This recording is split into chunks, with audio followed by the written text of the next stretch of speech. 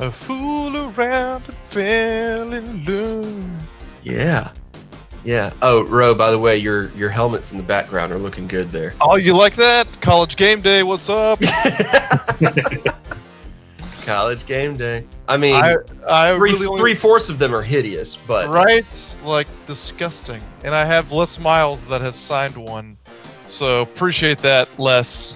Kansas football legend, Les Miles. Kansas football legend. Hey, mark my words, man. He'll have Kansas eating grass here by next year. That's the only expectation of Kansas, then I think he's going to do it. He's pretty successful. Right. Yeah, I mean, that doesn't necessarily sound like a compliment or an insult. It just is, you know? He's a wiry, wildly coyote coach, and I love him for it. Hence why I got to sign my helmet. I actually really do really like Les Miles. I did too. When he went full blown, I'm a madman and I don't care anymore. Like, yeah. I was like, I love this guy now. I know. Absolutely I know. All right. Yeah, this is running out the clock. We're going to keep that whole bit in there because I liked it. I'm your friend Joseph Craven. We're joined by Ro Hunter. What's up? Gray Barnes. Hey, everybody. We are here to discuss the Mississippi State Bulldogs. That's clang, right. Clang. That's the official nickname since the Dogs have been to, what, a decade straight of bowl games? Oh, it's glorious times indeed, Mr. Craven. Insanity. This is our Mississippi State preview here, this year, 2019's series of previews on Running Out the Clock. If you're a little bit behind on it, we've got about we're reaching about the halfway point, I think, in our previews this summer. We've been putting out 2 a week, 1 East team, 1 West team. Go check out the archives if you missed any of them. Some of them are more interesting than others because some of them are me and Ro looking at Vanderbilt and going, what do we do with Vanderbilt? What is a Vanderbilt? You know, like what is a Commodore, right? It's a military rank. We discussed this. We know.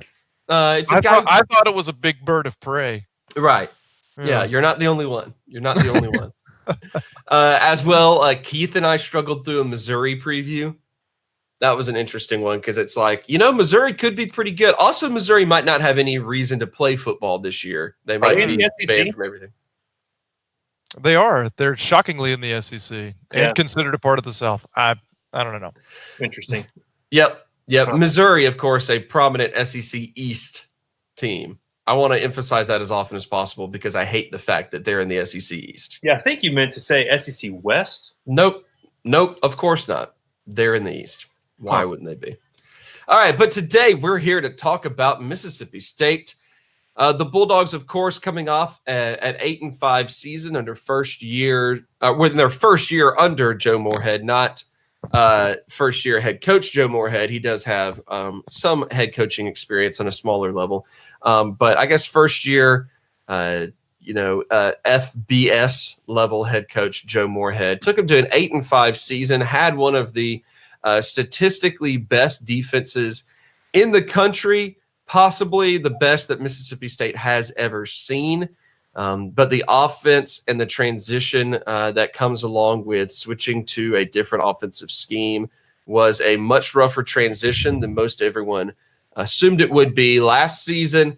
Just real quick before we get any deeper into this, Gray, last season, if you had to kind of real quick assess the year, how did you feel about Mississippi State's 2018 season? It's easy to say that, their missed opportunity for the season with all especially the defensive talent that you had. So going 8-5 while under pretty normal Mississippi State circumstances would seem like, wow, that's a solid year, guys. It just felt like such a letdown, especially where the losses came from in the regular season, especially the Florida and Kentucky losses. Early on, they really put a damper kind of on the fan base's, expectations for the season. Yeah. But, with that being said, the defense had such a strong year, leading the nation in a lot of statistics. To only come away with an 8-5 season was pretty disappointing. And with the thought of having Joe Moorhead coming in, you wouldn't think that the offense would kind of play the way that it did a lot of the time. And there's a lot of little things that went into the offense not producing the way that we thought it would, which I'm sure that we might get into that a little bit. Later. Oh yeah.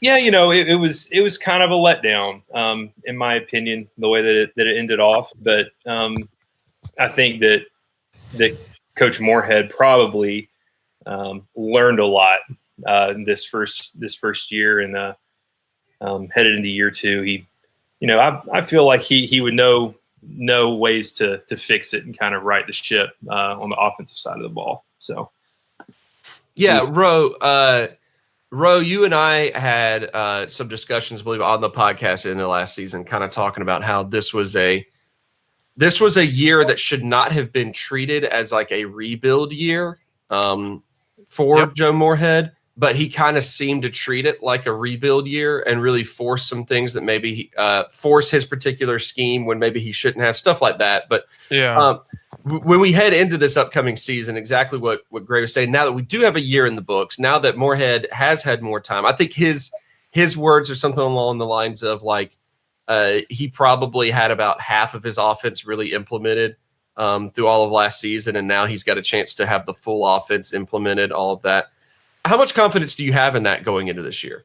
Well, not much. Okay. Because I'm a Mississippi State fan, and it's hard to get excited. No, I suspect that that the competition at quarterback is going to drive a lot. I really do, because you get Thompson as well as the Tommy Stevens guy coming in, and I would like to see the receivers catch footballs. At the end of the day, that's kind of one of the glaring things from last year. So as far as me having faith that our receivers can catch footballs and make plays this year, that's not really the question. The question is not really about the performance of the players here. The question is more so, do you have confidence in the fact that this is now Moorhead's second year in the program? Well, I don't know. I think it will be lucky to kind of finish with 8 wins again this year. Specifically because like he's, it takes time to get adjusted to things, and he still has players from Dan as well as the guys that he's bringing in new. So you got to have people who are going to understand his system, which I think, you would think after a year coming up on year 2, you would think that they would, but we just saw how much it was a struggle for kind of everybody last year, especially on the offensive side. So I hope, but I don't see a whole lot to give me any pause for, that's probably going to expect anything different. Sure. So yeah, that's what I think. Sure. It's interesting that you both made comments about this. The fact that, as we mentioned, Mississippi State has been to 10 straight bowls, and yet there still is this underlying punchline, and this is why we had a weekly segment called the Weekly Pessimist here. But there's still this underlying punchline that, normally 8-5 would be great, all that sort of stuff. When in reality, like, the state of the program is in a great place. Like 8-5 is like the bare minimum now. It is a strange set of circumstances. I think that's why we still make so many jokes, because we're not used to actually being a program that players want to come to, a program that consistently produces a lot of professional athletes, a program that consistently is playing in the postseason. It's weird. So we don't know what to do with it. So we crack more and more jokes about how, like, it's Mississippi State. We're probably still. Let's look at the schedule. Oh, we're probably going to start the year off, 0-5. We're going to lose to Louisiana and Kansas State, all that sort of stuff. It just is in our blood. It's so funny to me that it still lingers, despite the fact that we are, over the past decade, one of the most consistently productive and good programs in the country. It's so weird. It is the weirdest thing, but it's just part of our nature. We are all pessimists deep down inside. All right, let's start by focusing on the offense itself because it had some of the bigger negative headlines out of last season. Obviously, the storyline was that, hey, we've got fifth-year senior quarterback Nick Fitzgerald here, SEC, record holder, finally gets a chance in an offense to kind of fling the ball downfield more, to try to fit his strengths as a strong arm passer, try to show off that he is a good passer, so on and so forth. And a lot of that stuff did not work out very well. It was, you combine that with, we've got an experienced offensive line. We've got a good senior running back. And suddenly none of those guys are doing what it is that, that they were supposed to be doing out of last season. So when you look at the offense right now, if you had to pick out, because I know, obviously, I feel like there's an obvious worrisome position, one particular obvious one. But if you had to pick out one thing, if you want to go with the obvious one first, we'll start there. But Gray, if you had to pick out one thing on offense that you look at and it kind of worries you a little bit, what would it be? Boy,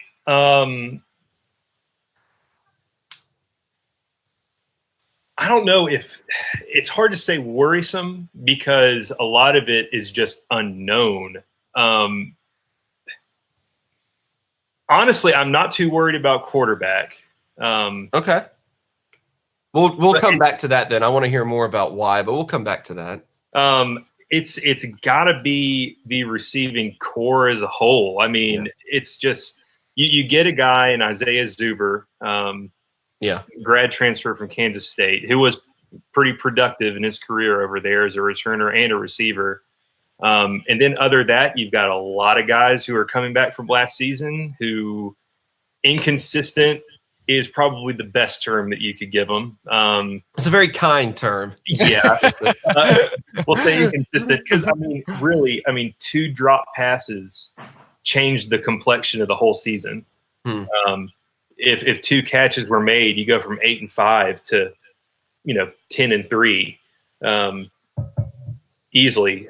So it's just, you got to get just consistency out of that position. And it's hard to be optimistic about it when you've got an unknown at quarterback coming in. Granted, he was under Joe Moorhead's,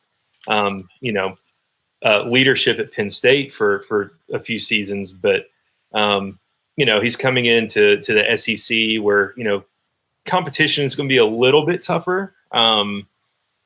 He will be with, a completely new team, working with guys that he's never worked with before. And just the receiving position. You can't put it all on Kylan Hill. Right. He's going to be the guy this season. If we're successful, it's going to be because of Kylan Hill and what he's able to do out of the backfield, running and catching, in my opinion. Just kind of a multi-use, yards from scrimmage type of guy. But, I just think it's the receiving position. If they can take a step forward, I think the team takes a step forward. So that would be my answer. Yeah, I fully agree with you there. It is, you come back from last season where you have only 2 players that have even 400 receiving yards. In what was supposed to be a more like 50-50 pass run type of offense, and in particular one that emphasizes a little bit more of a vertical passing game. I think that's the biggest thing about last season. You look at Fitzgerald's 51% completion and only 1,700 yards, and you look at it and it's easy to look at the numbers and say, well, yeah, Fitzgerald obviously not slinging the ball well. A lot of that came down to the fact that it was a passing scheme that Mississippi State did not have wide receivers that fit. Mississippi State had 2 guys on the roster that were vertical downfield wide receivers. Both of them, Mitchell, young, still very raw, not a very developed route runner. Guidry, of course, just arrived on campus as a JUCO guy, taking his time getting there, inconsistent as well. So when your two guys that actually fit the scheme are inconsistent, and your best route runners are these slot guys like Keith Mixon, who are non-factors in that offensive scheme, it derails everything. It just does. And that's what they had to deal with. Ro, how about you? What's something you look at on offense that worries you? Well, besides, and if you want to talk more about the wide receivers, Stu, don't let me cut you off from that.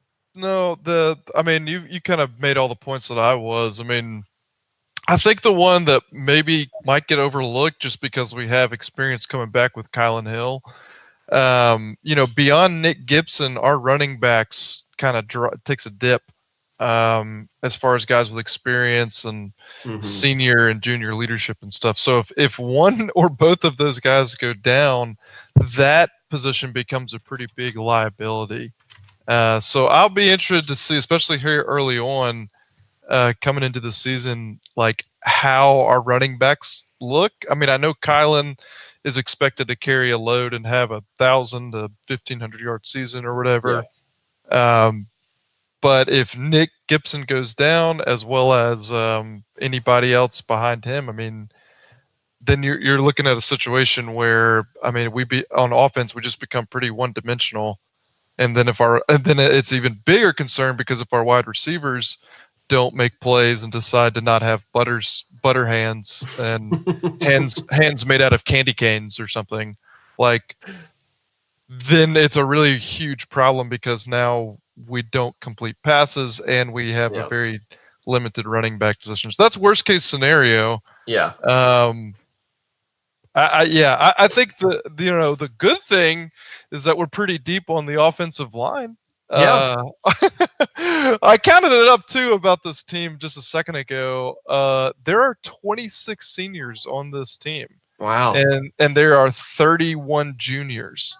It's a very heavy side. It's been a while since we've had that many seniors and juniors mixed in together on both sides of the ball. So that's nice. That is great. I think as far as the most concerning positions, obviously the wide receivers, given their performance though from last year.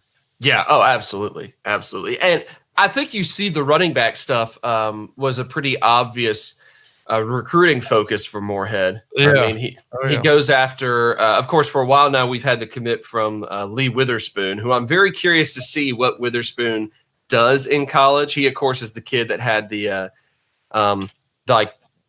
season in which he was averaging 24, 25 yards per carry in high school last year. That sort of nonsense. Incredibly fast player. Yeah. With something about Mississippi State, we can always land a Witherspoon, dude.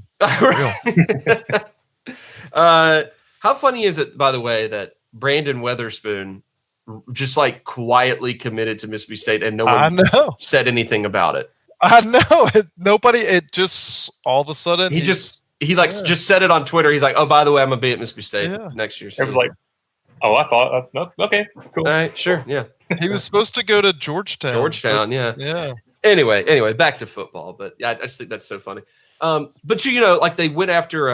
I had to look up his name real quick because I forgot. But Kareem Walker, transfer running back, who was a really big time running back recruit coming out of high school, who didn't quite pan out the way he wanted to. I think at the early stage, first year or two of his career, ended up going JUCO for a second, and then coming in. So there's question marks. You're absolutely right. There's a lot of question marks there.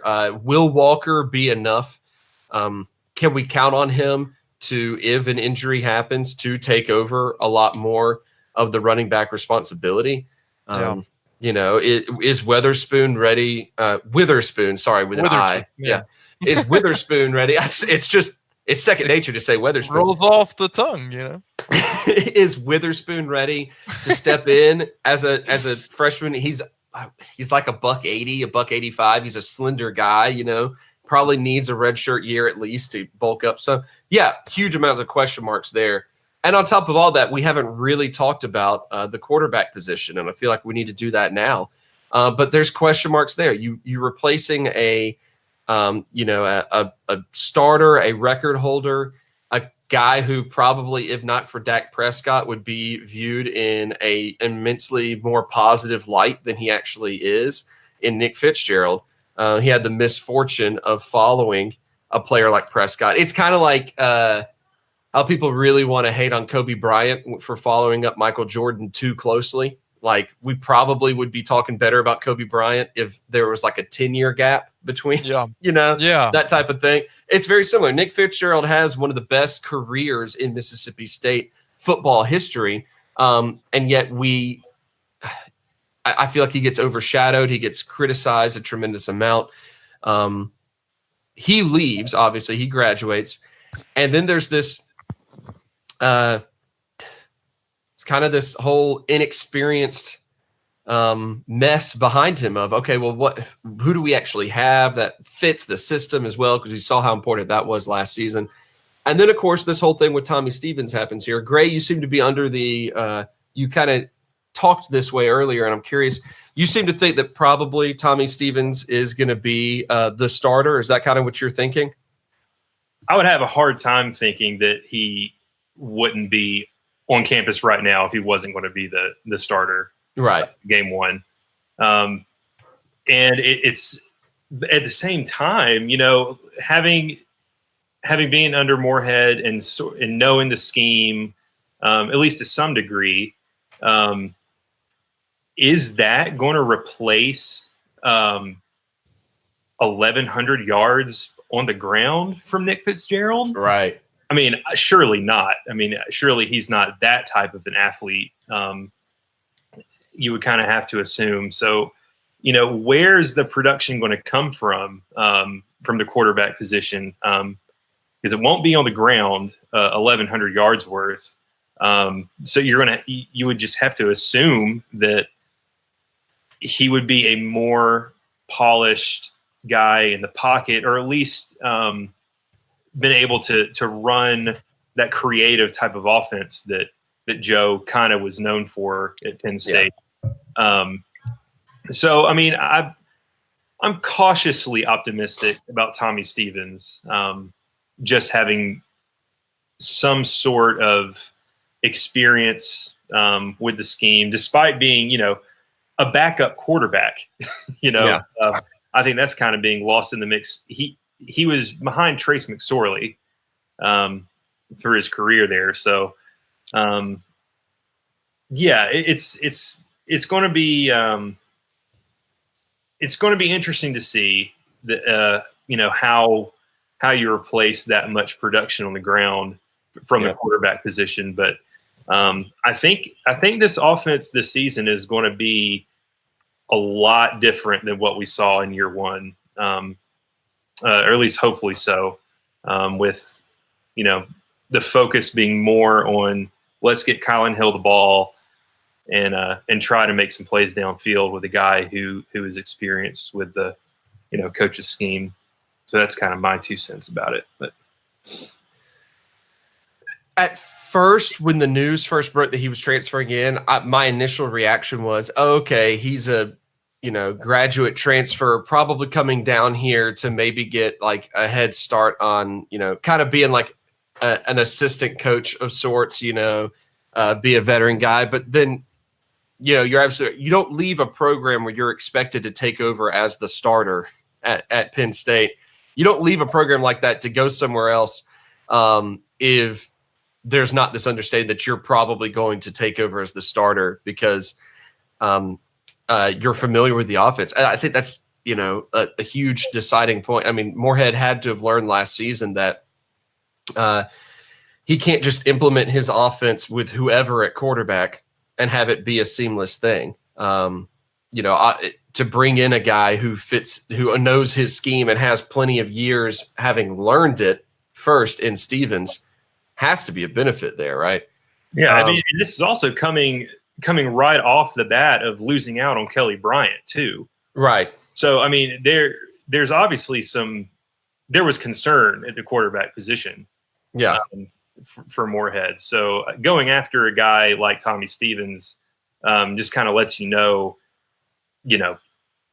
he's probably going to be the guy. But yeah, it'll give a chance maybe for the greatest quarterback to have ever played, Keaton Thompson, to actually maybe get his redshirt year that he never got. Keaton had to step in and be the backup as soon as he stepped on campus. I think he would actually probably appreciate having a year in which he can lose some of that responsibility and be able to just sit back and learn and then step up and say, okay, now I am like, a fourth year junior and I am fully ready to take the reins of the program. Or he decides, okay, I'm going to transfer. Who knows? Who knows what it'll look like next year. But with that as well, we did mention, Ro, you brought up there's a lot of returning talent on the offensive line.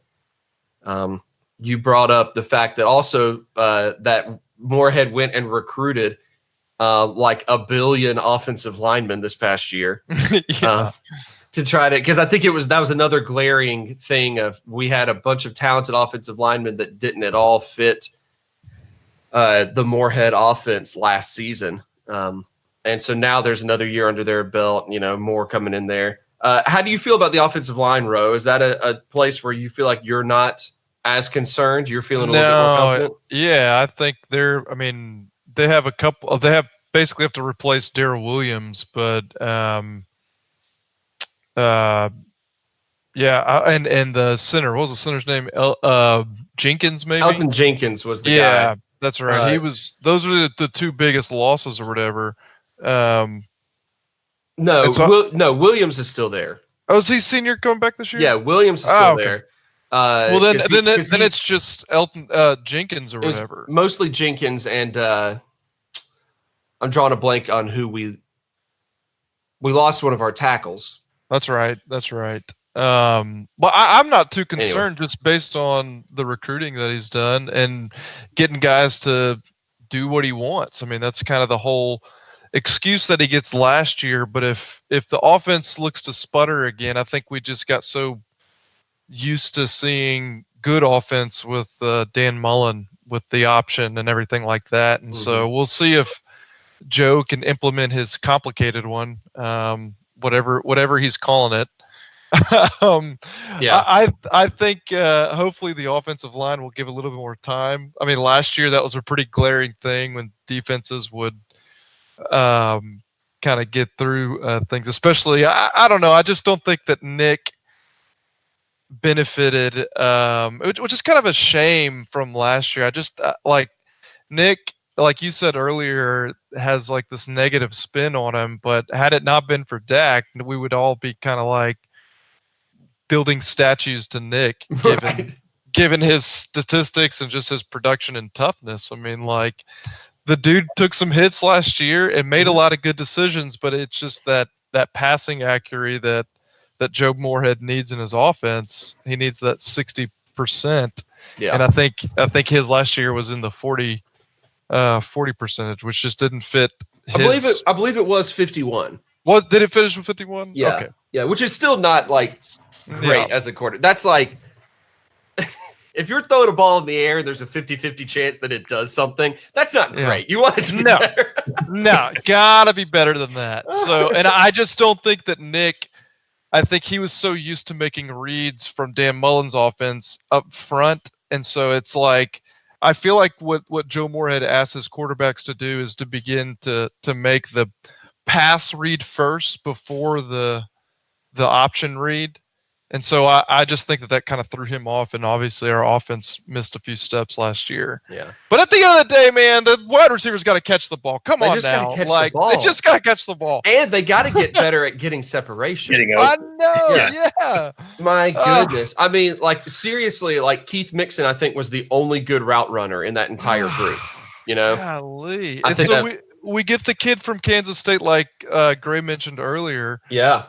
Which hopefully this kid's pretty good, but I mean he played like slot, which is quick and everything. But we need that kind of guy on the outside that's going to make a 5-yard separation to get a pass thrown in there. So hey, I don't know. Having a really good slot guy like that, who is like one of Kansas State's like all-time leading receivers, statistically speaking, having a good slot guy like that might, make defenses have to cover everyone a little bit better in general. If he has any good separation to him, and whoever's behind center has the ability to get the ball to him, that's going to open up some downfield stuff, But I do think you're right. The Moorhead offense, where it differentiates so much from the Mullen offense, is that the Mullen offense is you make about like 2 quick reads and then you act on it. Yeah. And the Moorhead offense is a slightly slower developing. Like you have to make. It's a full progression, like from kind of very similar to NFL, but just more, probably not as complex as NFL. Right. But you have to make, 4 or 5 reads. Yeah. Yeah. It's kind of funny. This past week, and I think this was a really smart move by Coach Moorhead. He brought in the media to have a day with Coach Moorhead. There would be no questions about the team, no questions about players or anything. They were just going to discuss X's and O's about Moorhead's offense. And he picked 2 plays and talked for hours about, well, this is what the quarterback should be thinking right now. And this is what he should be seeing after this, and this, and this, and this. And it was just, I listened to a couple of interviews about from people who were there. And it's like, wow, like if he talked like that for 2 plays, right, one of which was just a simple inside zone, then it must be not easy to get a full grasp of the offense. So expecting Nick to come in year 1 and be able to, to have the full knowledge of that is, I think, a little bit unfair. So hopefully, year 2, you're going to begin to see the offense evolve into what it's supposed to be. Oh man, I hope that'd be great. Yeah. And that's where I think the way you worded that was probably my biggest frustration with the 2018 season was to expect Nick to come in and do all that. I think it's kind of unfair that Moorhead came in and expected the team to do what he wanted them, to do and not work with their strengths more. That was the biggest issue outside of the wide receivers just not catching anything. I think that was the biggest issue. The offensive line was obviously, while very talented, was not, a phenomenal pass coverage type of line. And Moorhead should have been, probably should have been doing some of those simpler running options that Mullen always did. Those quick read options, probably should have defaulted to some of those instead of just trying to force his scheme all the time. But what do I know? I'm not a coach. I'm not media getting invited to come in and learn X's and O's from Moorhead, all that stuff. Well, Joseph, I have good news for you because Independence Community College is looking for a new coach, and this is my they'll chance. Hire anybody. They'll hire anybody, man. Just bring that enthusiasm. This is my chance. I can't wait to start that season up. Well, it's so good. I say I can't wait. I'm incredibly nervous to start that season up. Oh man, the guy is just off his rocker. He's so bad. So bad. All right, before we start going to defense, I want to give you guys a quick opportunity each to answer the question of what's something on offense, because we've talked a lot of details, but if you just want to give a quick answer, what's something on offense that you're not concerned about?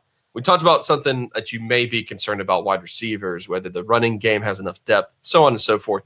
What's something you're not too concerned about? Gray, start us off. Well, I'm not too concerned about Kylan Hill not getting the ball enough. That's what I was going to say. I feel like that's a pretty obvious thing that's going to happen this season. He's going to have a big year. It's a travesty that he was overlooked as not a top 6 running back in the country by the media. SEC media days. That's just hilarious. But dude averaged 6.3 yards per carry last year as a sophomore. Right. It's gonna be a good year for him. Still clocked what 700 something rushing yards, even after missing a good amount of time. Yeah. Not concerned about him not having a big year. I think that the offensive line is experienced. Still got a lot of those road grader type of guys that former coach Hevesy recruited and coached up, and he's going to have a good year. If Moorhead, I think, can learn anything from year one, it's that utilizing your talented running back is going to take a lot of pressure off of you and the rest of the offense. So he's going to have a good year. That would be my answer. All right, Ro, what's something you're not that worried about? I mean, that was going to be mine. The same thing. Kylan Hill, look to him to be Kylan Hill. I'm not worried about that guy. Though I guess the other thing that I'm not too worried about is actually our quarterback play. I like that we have this problem. It's not a problem that State is used to having. Where we have two quarterbacks that look to be very good. We don't know who's going to be able to run the offense. You, of course, mean Stevens and Jalen Maiden. Exactly. No, I think with Key as well. I mean, he's had a full year to kind of learn and see and understand what coach is looking for. And it's, after watching Last Chance of You, I kind of know how to be a coach. So, I mean, I know that it's at the end of the day, strong man win. That's just that's how it's going to go. Yep. Doesn't matter if your dude has a bad attitude problem. The good guy wins. So, God. Can I say something real quick about Keaton Thompson? Yeah. His one game that he started last year. He throws for, 6 touchdowns and an interception. Not a great completion percentage. No. And he gets treated like this guy who just can't play. All of a sudden, I'm not really sure why. Because Nick Fitzgerald, I mean, he threw 51%, 16 touchdowns to 9 picks. I don't understand how people can be so down about Keaton Thompson. I expect Tommy Stevens to be the starter, but it's just so weird. Like, he's a talented guy. Like, Gatorade Player of the Year. It's bizarre to me. So it is. Have people been that down on him? Because I've always heard people blowing him out of proportion in a positive way. Well, at least during last season. Yeah, during last season when Fitzgerald, had his struggles, of course, everybody's calling for why won't we put Keaton Thompson in at LSU, blah, blah, blah. And now going into this offseason, it's like, well, man, Keaton Thompson, man, his completion percentage was worse than Nick Fitzgerald's in his one game that he started. Yep. I think that's just people kind of, being pessimistic. Sports fans? People being sports fans? Yeah. Yeah. No, it makes sense. I think part of it's also, I think people look farther down the line and see Jalen Maiden and Garrett Schrader and just the huge amount of potential in both of those guys and kind of get a little excited. Which, of course, we're in uncharted territory with how much quarterback depth there is. But that we can't overlook the fact that, I mean, Keaton is smart, is a heck of a good runner, which is saying something considering how good Nick Fitzgerald was at running, and Keaton was able to average. What did he average? Like he averaged like 6 yards a carry or something like that. He averaged 9 yards a carry. Oh yeah. He's averaged 6.8 on his career and averaged 9 yards a carry last season. He's quick. He's shifting. He doesn't have much arm strength to him, but you'd think that's something that can improve down the line. But yeah, it's I don't know. It's weird. I think it goes back to the fact that deep down inside, we're all sports fans, and sports fans are terrible people, but we're also Mississippi State fans. So we're programmed to automatically assume the worst of every situation. Yeah. even when terrible. the situation's not bad. And like the fact that we had a bad season last year and still won 8 games, the fact that the 4 conference losses that Mississippi State had were to teams that went on to go, what was it? I had it pulled up in something here, 44-10. And 3 of those 4 teams won New Year's 6 bowl games. It's like, okay, maybe they just were really good teams. Yeah, we still lost to Kentucky, though. That was kind of disappointing. Who, again, was one of the They best were defenses good. in the country. I know. Really good. I know. It's the Florida game. The Florida game's still the one that pisses me off the most. Oh, yeah. That one never should have been a loss, ever. Anyway, all right, let's go to defense real quick. The defense, obviously, last season was amazing. Lost 3 first-round NFL draft picks, which is, again, outstanding. Statistically was an incredible scoring defense, was an incredible overall yardage defense, all that sort of stuff. Happens to return quite a bit, including someone who I think is maybe the best linebacker in the conference. I haven't looked at all the linebackers, but Errol Thompson has to be considered one of the best linebackers in the conference. While it's on my mind, by the way, the other offensive lineman we lost was Deion Calhoun. Ah, yeah. That was who it was. Yeah, I looked it up a second ago. I completely forgot. But anyway, so Errol Thompson, stepping things up there along with Willie Gay, who was phenomenal last season as well, along with, I don't know, hopefully we get a year out of Leo Lewis where he does what he was supposed to do over his career. Who knows? Yeah. All that being said, let's look at the defense, which did lose some key guys. Is there something on the defense that you look at, Gray, that maybe worries you a little bit? Just the defensive line in general. A lot of unknown there. A lot of guys who haven't had a ton of experience. Clearly it's a little bit of a concern to the coaching staff having to go out and get a transfer from Louisville just to have some guys who have experience. But at the same time, it feels like Mississippi State is becoming defensive line university. So, that's kind of an issue, I think, going into the season. Maybe a little bit of play at safety, but I'm not really too concerned about that either because, man, Jaquarius Landrews really came on about halfway through the season and onward. Good. And you get Brian Cole back, who kind of plays that hybrid nickel safety. So really defensive line, because you're stacked at linebacker. You've got good guys at corner, at Dantzler and Smitherman. So I don't know if a top 3 defense in the country is in the cards, but surely, I mean, you got to look at the talent and be, man, at least top 20. Maybe give up a little bit more defensively and maybe you score a few more points a game and it all kind of evens itself out. So, but yeah, defensive line, I think is probably the issue going into the season for the defense. Yeah. You got to wonder if maybe in particular losing guys like Sweat and Simmons means the pass rush is not nearly as effective.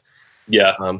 I think that's one that stands out. Ro, you agree with that? You got anything else that you look at the defense and it worries you? I mean, not really. Just, I mean, obviously replacing guys like Simmons and Montez Sweat. I mean, we do have a good core, I think. I mean, I totally agree with Gray. Like there's talent there. There's that defensive tackle as well, Nathan Pickering, who's a big recruit that we got, who looks to be studly. And then as well, then you have like Fletcher Adams and Chauncey Rivers, Chauncey Rivers had a pretty good year last year or whatever. But then we also get Kobe Jones. So as much worry as there is, I mean, there's guys there that are going to be really, really good. Lee Autry as well, who had a fantastic season last year. I'm with you though. Like, I would love to see Willie Gay kind of step up as well as like you mean Leo Lewis? Yeah, Leo Lewis. Yeah. And I think Errol Thompson obviously good. I don't know as far as worry. I mean, maybe our secondary with our safeties. I mean, since Jonathan Abram is gone and he was just a bone crusher of a guy in the back. He was legendary for hitting people. So we have I don't a good know. history of that. Like I know, dude. Keith Fitzhugh, Derek McGee's, and Nico Whitley, one of my favorite of all time. I love Nico. Dude, yeah, Nico just such a good history of just nasty safeties. Yeah.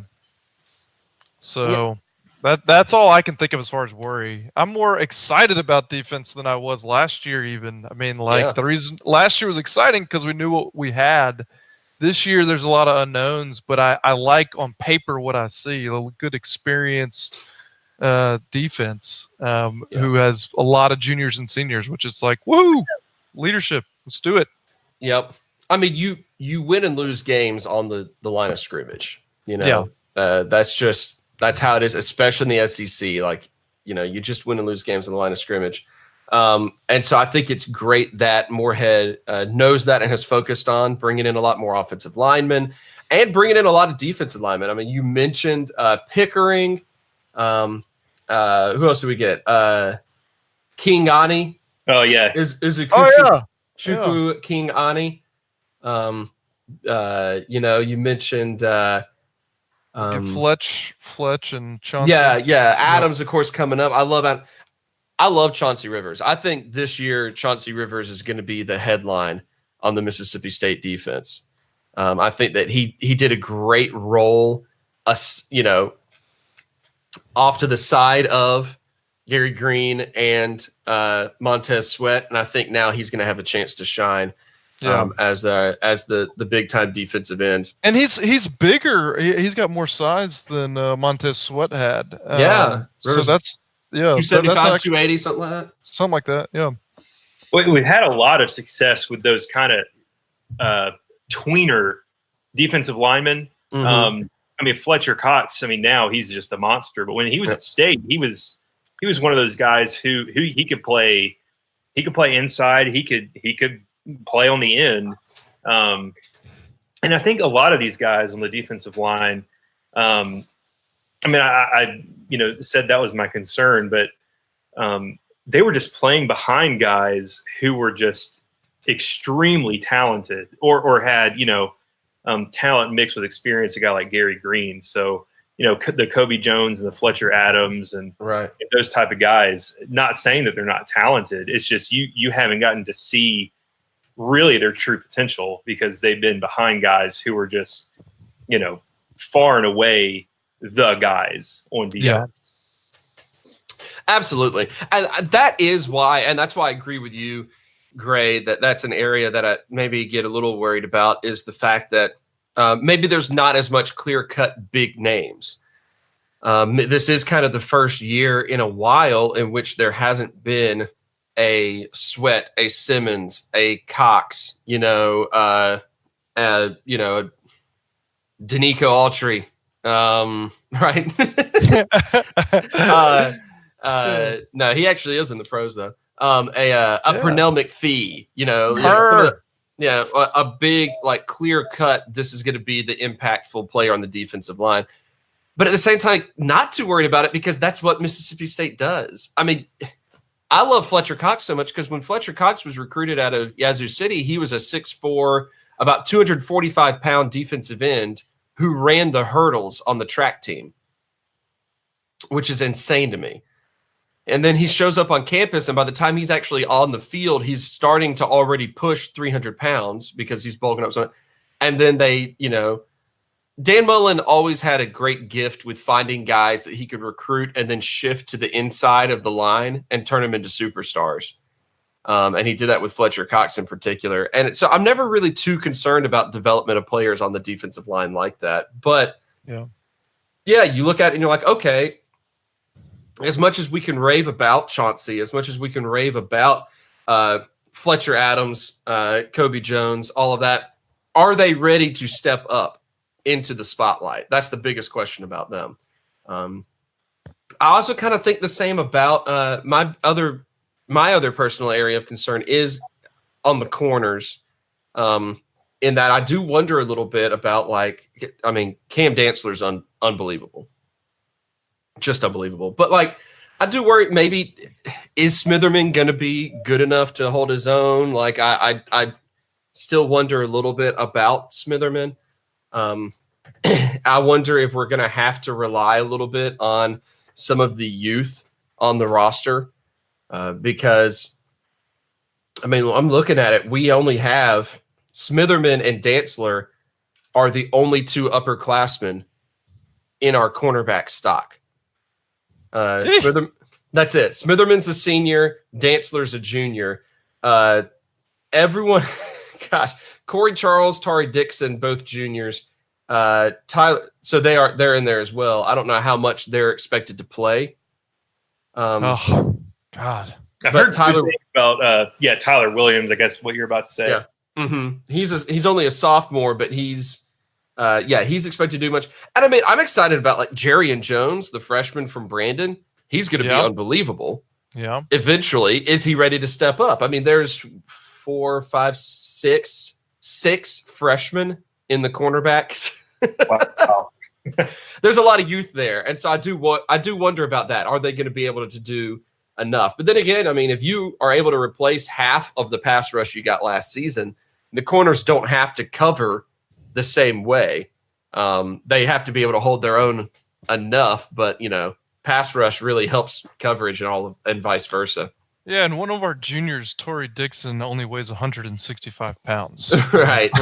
It's 5'9", like representing Madison, Mississippi. Mm-hmm. So, like, obviously the freshmen, there's gonna be some freshmen stepping up. Most of them are redshirted, so that's good. But I don't know, man. That now that you've made me look at that, it's kind of worrisome. Yeah. Like, uh-oh. Yeah, exactly. That's the one area I think worries me a little bit because, gosh, as you mentioned earlier, the safeties, it just seems like we're just replacing. Yeah. Okay. Yeah, thanks for everything, safeties. Let's go ahead and bring up Landrews. Let's go ahead and bring up Brian Cole. Let's go ahead and get Fred Peters in from JCJC. Oh man, I forgot about Fred Peters. That's right. Yeah. He's going to be good too. Yeah, I mean the safeties, man. That's looking solid. Let's talk. Okay, what's a group? What's something you're not worried about on the defense, then, Gray? What's something that you look at and you don't feel any concern about at all? Man, I think you're going to get a lot of production from your linebackers. I mean, depth wise, you're probably not as deep as you would like to be, but man, those frontline guys, Errol Thompson, he's going to be a first team All SEC guy at the end of the year. You just saw him come into his own last season. Willie Gay is the type of guy.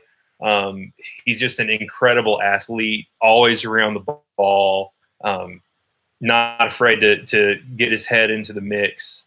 And then Leo Lewis, I mean, he's got the talent. Hopefully he's got his, I think for him, it's all about mindset, where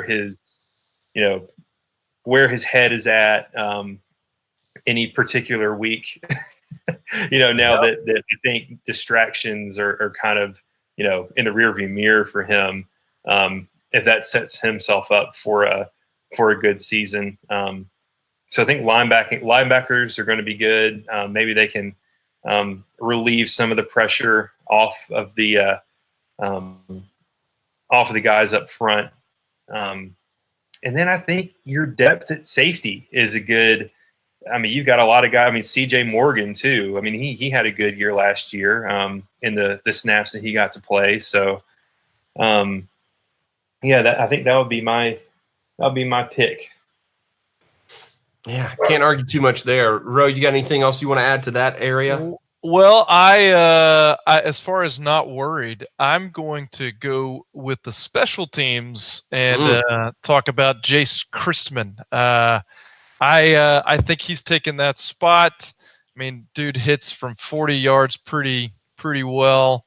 He matched a career-long 47-yard field goal at Louisiana Tech. I'm not too worried about that position. I mean, he finished the season with 75%. That's he's on pace right now, I think 80%, which would top all the MSU players at that position for the history of MSU kickers. So finally, for once, we have a good kicker we can rely on. No. And I'm glad you bring up special teams because dead serious. I don't want to overlook this. I think this was one of the biggest pickups we had in the offseason. Was picking up grad transfer Corliss Waitman from South Alabama. Right. That's right. Punting last season was not good. It just was not. It was terrible. It was awful. But Waitman comes in. Let me find his stats real quick. All Sun Belt Conference, averaging 41.7 yards per punt. And on 100, I mean, he also punted like 70 times last season. I'm surprised his leg didn't fall off.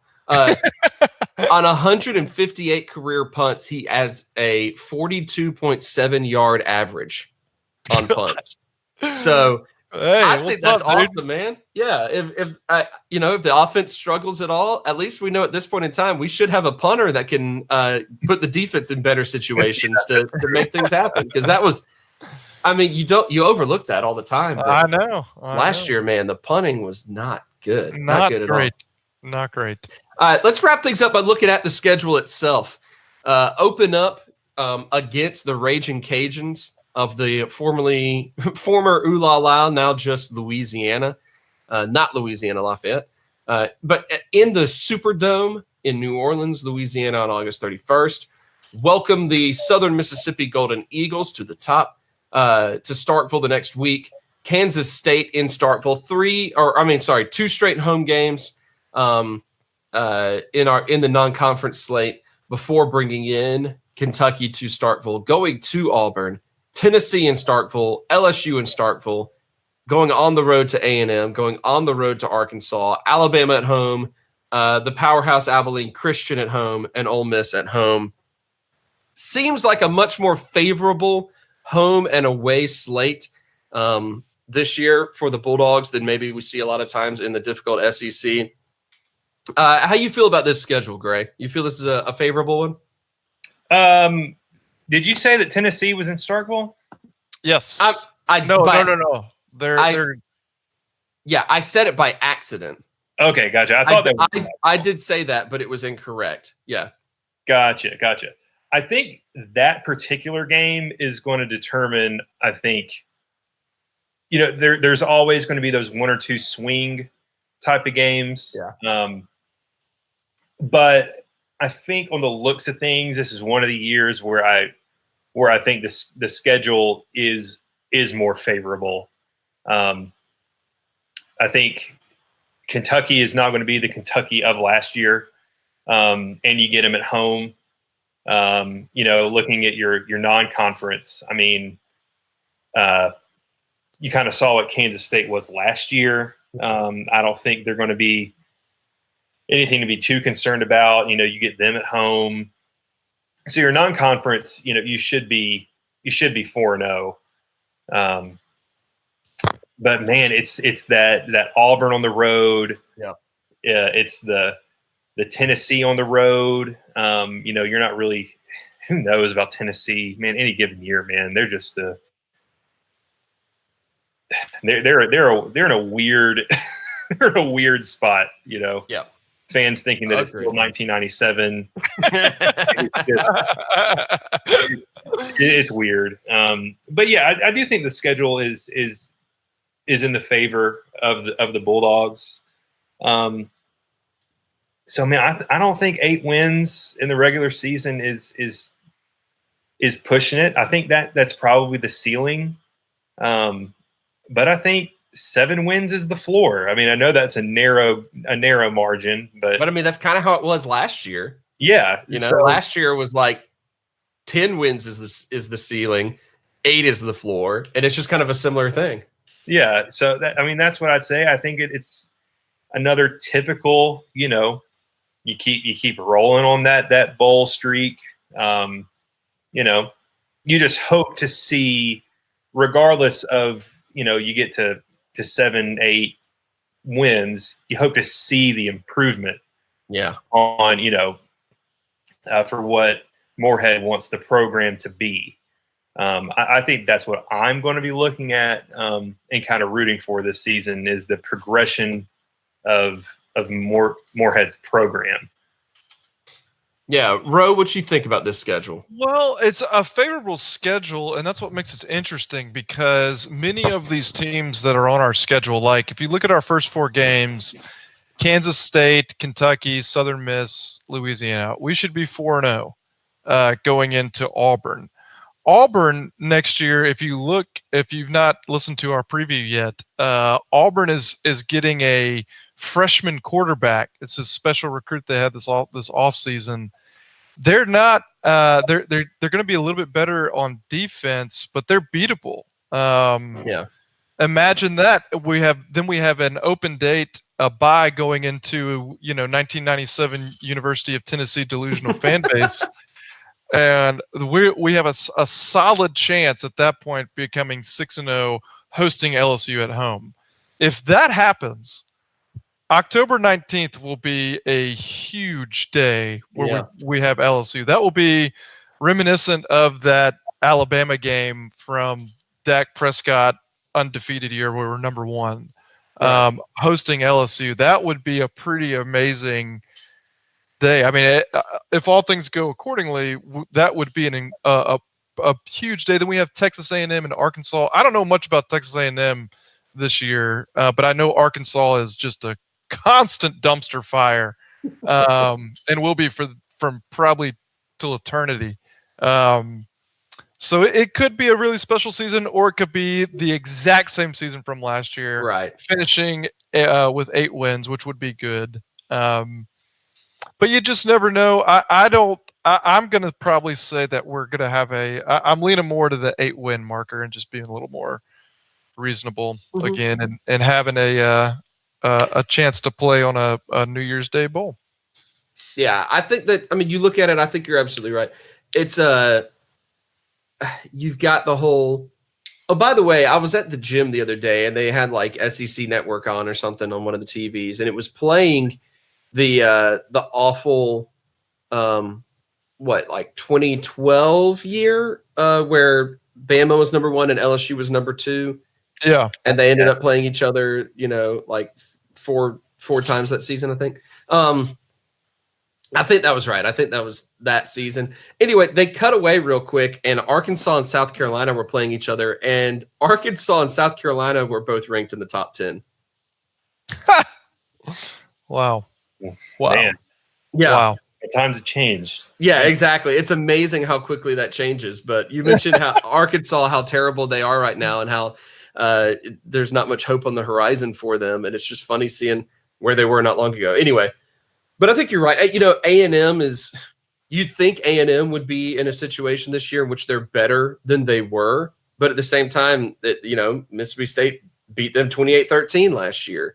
Yeah. It was in Starkville, but is A&M really going to be that much better? Is Jimbo Fisher, the guy that drove Florida State into oblivion, really the guy who's actually going to put them on the map like they hope? That sort of thing. I think that you look at it and it's easy to say Kentucky's winnable. Auburn's tricky because we just don't often play well or win on the plains, but Auburn's a beatable team this year. Tennessee's a beatable team this year. A&M's a beatable team this year. Arkansas's a beatable team this year. It's such a crapshoot. I mean, that's why it's kind of hard to determine who's going to be head over heels. I mean, other than Alabama this year. Yeah. I mean, Alabama or LSU, as it always is. But you're looking at 6 beatable SEC teams. Yeah, between Kentucky, Auburn, Tennessee, A&M, Arkansas, and Ole Miss. 6 beatable SEC opponents. That could very easily be maybe 4 SEC wins, because that's just kind of how it tends to be, and that's how it was last year as well. And I think this is going to be one of those seasons where you're going to – so those beatable teams that you just mentioned, you're going to know – kind of what to expect from them out of those first 2 games. Yeah. Like Auburn with Bo Nix, like, is he going to be the real deal? Like, you're going to know pretty early on if he's going to be able to be the guy for them. Yeah. So you'd have a better expectation of how that game on the Plains for State is going to be. Is that going to be the same type of winnable game that you thought it was at the beginning of the year? I kind of same thing for Texas A&M. Like, I think what's going to be key for them is is Kellen Mond going to be able to step up? Because I think, Jimbo Fisher is going to have to rely on Kellen Mond to be more of a leader and more of a passer than he has been in the past. So you're going to know a lot more about. You're going to know if you can be optimistic about more than 7 or 8 wins after those first couple of weeks. Yeah, fully agreed. What's funny too is that Texas A&M on like the Gig'em Gazette, they are predicting that Kellen Mond he's going to be in New York possibly receiving a Heisman. That's how much faith they have in the Jimbo Fisher offensive scheme. But as you aptly pointed out a minute ago, he also ruined Florida State University program. I just don't like watching some of their teams from last year and then watching this year, like expecting this year, whatever, trying to get predictions. I just don't see how much different they're going to be from last year. I mean, they were okay, but their defense isn't that great. And so you look at even teams like Texas A&M, throw Mississippi State in there with those 6 beatable teams. I mean, that you're looking at anybody could win and have a great season. But I think there's so much parity in the SEC West right now than what it once was, where it's like, okay, here, hand it to Alabama, you win. All right, Congratulations, go to the national championship.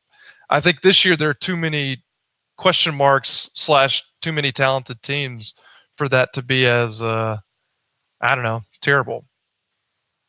Yeah, it's always you look at anyone's schedule, it's such a question mark because it's like you get past, as we mentioned, you get past Alabama and LSU.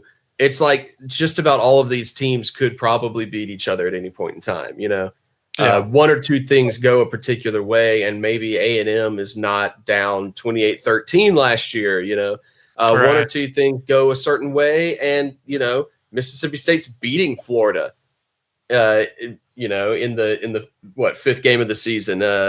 One or two things go a certain way. Maybe the referees decide to call some pass interference correctly, and maybe MSU's beating Kentucky in the 4th game of the season.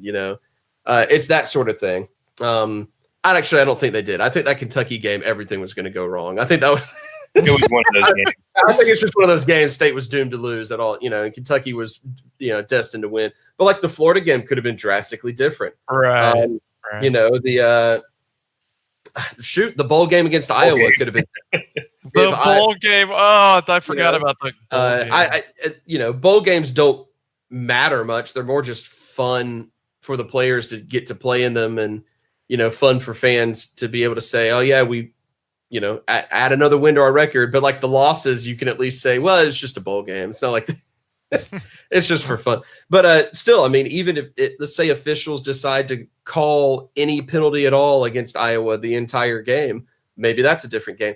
You never know. Last year was for Mississippi State a season where it was 3 games could have been super different, in very quick ways. Who's to say this year's, not any different? I think, Gray, you're absolutely right. The major thing this season is going to be measuring the improvement of the team more than anything else. And that's what we're going to have to look forward to, because it's going to be more likely than not 7, 8, 9 wins, 9. And if things just line up, super well, but probably not more than that. And probably not less than 7. That's where Mississippi State is right now. You want it to be, 8 wins, but packaged really nicely. Yeah, exactly. Yeah. 8 wins and without a terrible, BS loss to Florida. That sort of thing. Just as long as we don't have a colossal 2-8 record like the ICC Pirates. Streaming now. Well, hey, spoiler alert, man! Spoiler. I haven't Oh, watched my bad. My bad. Well, just knowing that's going to make it that much better, I assure you, because they are wildly overhyped. No, I actually, pretty funny. While I was watching season 3, I was trying to keep up some with ICC last season, and then of course, the whole thing with the whole Hitler comment. Right. That made national headlines. So that's the fun thing about Last Chance U. It's not like anything's a surprise, but like actually seeing it happen, you're like, what? Because I mean, the first season was the fight.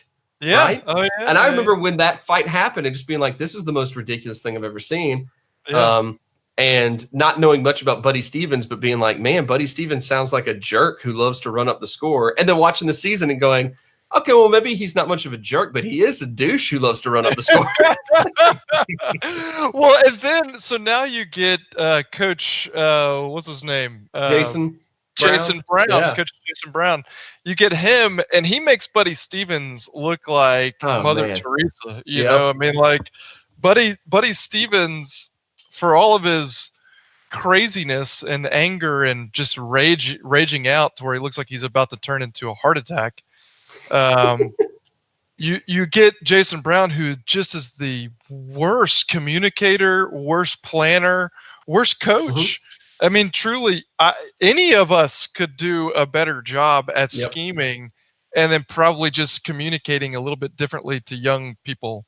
Yes. It's amazing how he had a job. Truly. I mean, I think how his assistants have stayed with the guy. Yes, how do they stay with this guy? Oh my God! I guess it's just like coaching is so difficult to get into that, like, they're so desperate they just want to be wherever they can. Because I mean, at least you felt like with Buddy Stevens, he at least like he wanted what was good for his players. Yeah. And at no point do you ever feel like Jason Brown cares whether his players do well or not. It's just like whether they make him look good. Careless. So in real life he blamed the whatever the newspaper there as not letting him win and having an effective season. So he blamed the media. So in a very Donald Trump-esque way, he blames the hashtag fake news for all of its problems. And so it's so documented well throughout the series of how inept he is as a coach. You heard what he did, right? With that. Oh yeah. He impersonated an attorney from the Cochran Law Firm. From Johnny Cochran Law Firm. It's like, dude. Oh my gosh! I did not know that. That's incredible. He's facing 8 felonies now and 4 misdemeanors. True story. I am going to start this up right now. Let's finish this podcast. I need to get into season 4. Yes, do it. Oh man! Hey, Gray and Road, thank you very much for jumping in on this episode with me. Amen, brother. My pleasure. It's going to be. I think it's going to be a good year. I think it's going to be a pretty fun year. It could be the year that I finally stopped watching. Right. It could be just the word. I think I'm like in an emotionally healthy enough place these days in which I'm able to shake off most of these things, you know? I'm not in my early 20s anymore. When I was just a wild card, but it is fun. I just want to reiterate, it's amazing to me to be able to sit here and look at the season and try to be as rational and realistic and non-biased as possible and still see 7 and 8 wins as a completely rational, reasonable. That's a good place to be. That's a healthy place to be, you know? Right. If you are healthily, winning 7, 8, games every year, then, I mean, you're just a step away from a 10-win season, you're right where you want to be. As long as you don't fall back to Arkansas status, then, and so it's interesting. It's interesting to be there, finally as a, Mississippi State fan base. I really hope that we actually learn to appreciate it at some point in time, because Lord knows we don't. Yep. All right. This has been Running Out the Clock's 2019 Mississippi State preview episode. Stay tuned. We've got I don't know who we got up next. Who's later in the week? The Arkansas Razorbacks. Oh no, nope, definitely not. Ooh. The Alabama Crimson Tide. I don't think that's it, man. I don't think that's it. All right, I'm just gonna pull it up real quick. Naturally, as soon as I load it up, it's not there anymore. South Carolina Gamecocks. That's the next preview. That's it. South Carolina's coming up later this week. If you've not been to a game in Columbia, South Carolina, that's what they do every 5 minutes. They do a rooster cawing, and it's not terrible. been to a game in Columbia, South Carolina. Consider yourself blessed. Seriously. All right. We'll see you next time on ROTC. Thanks for tuning in.